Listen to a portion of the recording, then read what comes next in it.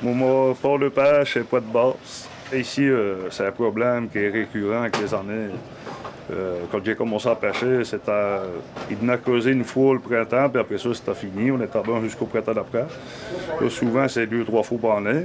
L'absence de glace qui fait beaucoup, je pense. En tout cas, le couvert de glace qui fait que ça s'en sort beaucoup plus. Il y a des indications, puis on essaie de cohabiter avec d'autres. On sait qu'ils sont essentiels à notre travail. S'ils ne viennent pas, c'est pas sécuritaire pour nous autres. On les laisse travailler.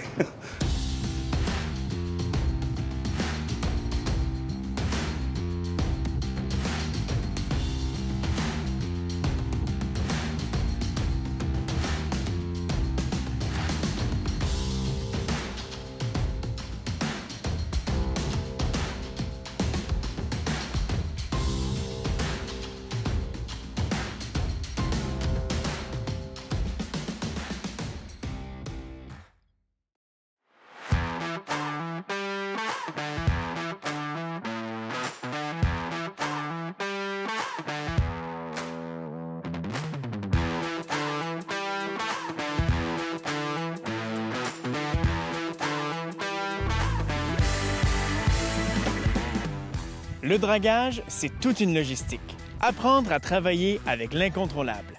Avec une multitude de facteurs qui guident les décisions, la sécurité est la priorité. Voici Bruno Lapierre, le chef d'orchestre qui dirige les opérations et les équipes sur le terrain.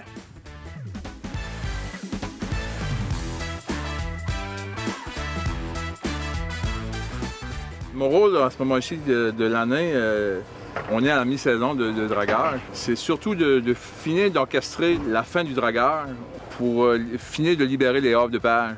Parce qu'on est sur plusieurs fronts en même temps. On est du côté de Milran, on est du côté de Pointe-Basse. Grosse-Île est terminé.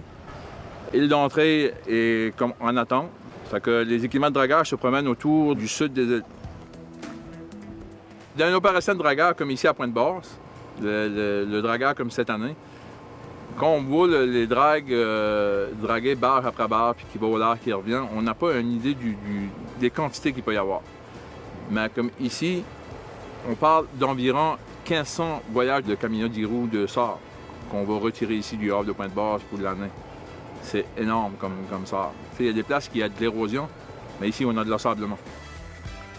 Pour tout amener ça à terre, ça prend une expertise qui soit solide. À travers les bateaux, à travers des installations portuaires qui n'est pas adéquat pour ça, parce que c'est pas fait pour ça, c'est fait pour les bateaux. Il y a plusieurs gros défis. Le dragage, en soi, c'est assez complexe parce que tu dépends beaucoup de la météo, tu dépends des choses que tu ne contrôles pas. Et nous autres, on est à l'affût que les glaces partent, fait qu'on est prêt à faire feu pour aller dans les havres de pêche stratégiques. C'est des gros défis à savoir quel havre de pêche qu'on va prendre le premier pour justement faire la boucle, parce qu'il faut avoir un portrait global de la sédimentation qu'il y a autour des îles. Quand on a ce lecteur-là, on l'analyse, puis on voit que c'est par tel havre plutôt qu'un autre qu'on va intervenir pour justement, dans les conditions météo, qui va être favorable à pouvoir commencer le dragage le plus tôt. Le printemps arrive, on a des vents dominants du nord-est. La houle qui nous vient du nord-est, c'est quelque chose qui n'est pas compatible avec le dragage, parce qu'on est sur des barges stationnaires, sur des pieux. Quand il y a de la houle qui arrive, ben, on peut pas, il y a même qu'il fait beau, là, c'est pas compatible ensemble. Le reste dans les défis, je pense, c'est prendre un havre à la fois, un après l'autre, puis réussir à pouvoir sortir les sédiments d'un temps pour amener les pêcheurs à faire l'ouverture au début mai. Ça, c'est beaucoup de pression, parce qu'on sait que c'est un apport économique important.